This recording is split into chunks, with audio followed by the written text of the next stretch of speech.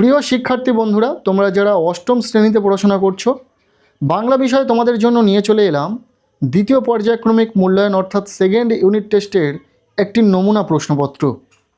এই প্রশ্নপত্রের যে প্রশ্নগুলি রয়েছে তোমরা দেখে নাও তোমাদের পড়া রয়েছে কিনা। তার কারণ এই প্রশ্নপত্রে থাকা প্রতিটা প্রশ্ন পরীক্ষার জন্য ভীষণ গুরুত্বপূর্ণ, পরীক্ষাতে আসার মতো প্রশ্ন। আমরা এই সম্পূর্ণ প্রশ্নপত্রটি উত্তর সহ দেখে নেব। শুরুতেই রয়েছে একের দাগ, বলা হচ্ছে সঠিক উত্তরটি নির্বাচন করো। এখানে 12টি এমসিকিউ টাইপ প্রশ্নের উত্তর লিখতে হবে। প্রতিটি প্রশ্নের মান 1 নম্বর করে, টোটাল 12 নম্বর রয়েছে। প্রথম প্রশ্ন, পাড়াগাঁর দুপোহর ভালোবাসি কবিতাটি লিখেছেন, উত্তর হবে জীবনানন্দ দাশ।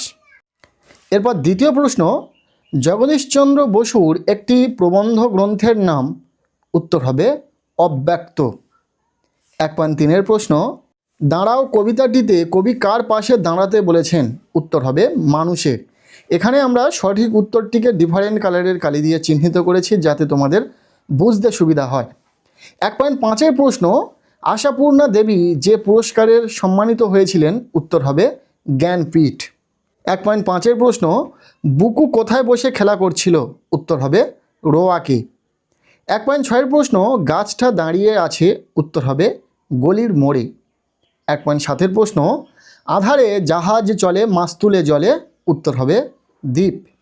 নেক্সট 1.8 প্রশ্ন, সাঁঝ সকালে কারা বেড়াতে আসে, উত্তর হবে রঙিন মেঘেরা। যে প্রশ্নগুলি এখানে দেখছো তোমরা খুব ভালো করে উত্তর সহ দেখে রাখো। প্রশ্নগুলি কিন্তু পরীক্ষাতে আসার সম্ভাবনা রয়েছে। 1.9 প্রশ্ন, অচিন্ত্য কুমার সেনগুপ্তের একটি উপন্যাস হলো, উত্তর হবে বেদে। 1.10 প্রশ্ন, স্বাধীনতা একটা শক্তিশালী কি, উত্তর হবে বীজ প্রবাহ। এরপর 1.11 নম্বর যে প্রশ্নটি রয়েছে, সব জল সব তীর পাহাড়ের ড্যাশ, উত্তর হবে গভীর।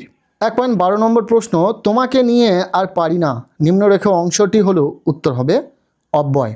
এই ছিল একের দাগ থেকে 12টি এমসিকিউ টাইপ প্রশ্ন। এরপর আমরা দেখে নেব প্রশ্নপত্রে থাকা 2-এর দাগ, যেখানে বলা হচ্ছে নিম্নলিখিত 20টি শব্দে নিচের প্রশ্নগুলির উত্তর দাও যে কোনো 12টি। এখানে এসএকিউ টাইপ প্রশ্ন রয়েছে, প্রতিটি প্রশ্নের মান 1 নম্বর করে, টোটাল 12 নম্বর রয়েছে। আমরা এখানেও প্রতিটা প্রশ্ন উত্তর সহ দেখে নেব। প্রথম প্রশ্ন, মানুষের বসত করার কথা এখানে কারা বোঝেনি, উত্তর হবে বনের পাখিরা। এখানে মানুষের বসত করার কথা বোঝেনি। দ্বিতীয় প্রশ্ন, কবি কাকে কিভাবে পাশে দাঁড়াতে অনুরোধ করেছেন, উত্তর হবে কবি মানুষকে মনুষ্যত্ব বোধ নিয়ে বন্ধুর মতো ভালোবেসে মানুষের পাশে দাঁড়াতে বলেছেন। এরপর 2.3 প্রশ্ন, গোপাল সরকারের কাছে বসে রমেশ কি করছিল, উত্তর হবে গোপাল সরকারের কাছে বসে রমেশ জমিদারির হিসাব দেখাশোনা করছিল। পরবর্তী প্রশ্ন, ঘরে ঘরে কি জ্বলে যায়, উত্তর হবে ঘরে ঘরে স্বপ্নের মৃদু মোম জ্বলে যায়। 2.5 প্রশ্ন, জলে আর মুখখানা দেখা যায় ড্যাশ, জলে কার মুখ দেখা যায়, উত্তর হবে জলে নুয়ে পড়া বুনো চালতা গাছের মুখখানা দেখা যায়। পরের প্রশ্ন, ছোটবাবু এ যাত্রায় রক্ষা করুন, ছোটবাবু কে, উত্তর হবে ছোটবাবু হলেন পল্লী সমাজ রচনায় প্রজাদরদি জমিদার রমেশ। এরপর 2.7 প্রশ্ন, জগদীশচন্দ্র বসু কি আবিষ্কার করেছিলেন, উত্তর হবে জগদীশচন্দ্র বসু আবিষ্কার করেছিলেন গাছেদেরও প্রাণ আছে। এছাড়া তিনি কেস্কোগ্রাফ নামক একটি যন্ত্রের আবিষ্কার করেছিলেন। 2.8 প্রশ্ন, জাহাজের যাত্রীদের নাচ গান থামলে কি হয়, উত্তর হবে জাহাজের যাত্রীদের নাচ গান থামলে ডেকে নির্জন হয়ে যায়, সমুদ্রের জলরাশি দুলে ওঠে আর অনুকূল অন্ধকারে বাতাসের গর্জন ফেটে পড়ে। ইম্পর্ট্যান্ট একটি প্রশ্ন, খুব ভালো করে উত্তর সহ দেখে রাখো। এরপর 2.9 প্রশ্ন, ডাম্বল আলমারি ভেঙে কার বই নামিয়েছিল, উত্তর হবে ডাম্বল আলমারি ভেঙে বুকুর সেজো কাকার বই নামিয়েছিল। এখানে স্পেলিংটা মিস্টেক রয়েছে। 2.10 প্রশ্ন, অপরাধীদের প্রবৃত্তিগুলিকে কি বলেই ধরতে হবে, উত্তর হবে অপরাধীদের প্রবৃত্তিগুলিকে মানসিক ব্যাধি বলেই ধরতে হবে। 2.11 নম্বর প্রশ্ন, ফিরে আসতেই দেখি ফেরার পথে কবি কি দেখতে পেলেন, উত্তর হবে ফেরার পথে কবি দেখেন গলির মোড়ের শুকনো গাছটি কচি সোনালি পাতা, সুগন্ধি ফুল আর রং বেরঙের পাখিতে ভরে গিয়েছে। পরের প্রশ্ন, কেবল প্রান্তর তাহা জানে, প্রান্তর কি জানে, উত্তর হবে প্রান্তর জানে কোন গল্প কাহিনী বা স্বপ্ন কবির চিত্তে বাসা বেঁধেছে। 2.13 নম্বর প্রশ্ন, দুর্গা ছোট হাঁড়িতে কি রান্না করছিল? উত্তর হবে দুর্গা ছোট হাঁড়িতে ভাত ও মেটে আলু রান্না করছিল। ইম্পর্টেন্ট প্রশ্ন। এরপর শেষ এসএকিউটাইভ প্রশ্ন, অপু ও দুর্গা কোন সুযোগে রেল লাইন দেখতে গিয়েছিল? অপু ও দুর্গা রাঙি গাইয়ের বাছুর খোঁজার সুযোগ নিয়ে রেল লাইন দেখতে গিয়েছিল। এসএকিউটাইভ প্রশ্ন শেষ। এরপর রয়েছে প্রশ্নপত্রে 3-এর দাগ, বলা হচ্ছে অনধিক 60টি শব্দে উত্তর দাও, যে কোনো 4টি। এখানে 3 মার্কের প্রশ্ন রয়েছে, 4টি প্রশ্নের উত্তর লিখতে হবে, টোটাল 12 নম্বর। আমরা এখানে থাকা প্রতিটা প্রশ্ন উত্তর সহ দেখে নেব, খুব ভালো করে প্রতিটা প্রশ্ন তোমরা পড়ে নেবে। প্রথম প্রশ্ন, রমেশ বেনির কাছে জল বার করে দেওয়ার হুকুম দেওয়ার জন্য অনুরোধ করলো কেন? উত্তর হবে 100 বিঘার মাঠের দক্ষিণ পাশে বাঁধের সংলগ্ন যে জ্বালা জায়গাটি ছিল এবং সেদিকে দিয়ে জল বের করা সম্ভব তা 3 জনের অধিকারভুক্ত ছিল। রমেশ ভেবেছিল প্রজাদের দুরবস্থার কথা ভেবে রমা নিশ্চয়ই আপত্তি করবে না, বাকি রইল কেবল বেনিবাবু। তিনি তো রমেশের বরদা, সুতরাং বাঁধ কেটে জল বের করার তাঁরও কোনো আপত্তি থাকবে না। তাই প্রজাদের চরম ক্ষতির কথা চিন্তা করে তাদের রক্ষা করার আশায় রমেশ তার কাছে বাঁধ কেটে জল বার করতে দেওয়ার অনুরোধ করেছিল। খুবই গুরুত্বপূর্ণ একটি প্রশ্ন, খুব ভালো করে পড়বে। এরপর 3.2-এর প্রশ্ন, মানুষ বড় একলা, তুমি তাহার পাশে এসে দাঁড়াও। মানুষ একলা কেন? উত্তর হবে আত্মকেন্দ্রিক ও সংকীর্ণতাবোধের কারণে আধুনিক পৃথিবীতে মানুষ বড় একলা। আজকের সময়ে মানুষ নিজেকে নিয়েই ব্যস্ত, সকলেই আত্মকেন্দ্রিক, সংকীর্ণ মনের মানুষ তাই পৃথিবীতে, সমাজে, এমনকি নিজের কাছেও ভীষণ একলা।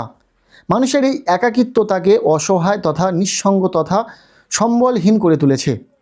এটিও ভীষণ গুরুত্বপূর্ণ প্রশ্ন। আমরা এই প্রশ্নপত্রটিকে শুধুমাত্র গুরুত্বপূর্ণ প্রশ্নে সাজিয়ে রেখেছি, কাজেই এই প্রশ্নপত্রে থাকা প্রতিটা প্রশ্ন যদি তুমি ভালো করে পড়তে পারো তাহলে এখান থেকেই বেশ কিছু প্রশ্ন তোমাদের পরীক্ষাতে তোমরা কমন পাবে।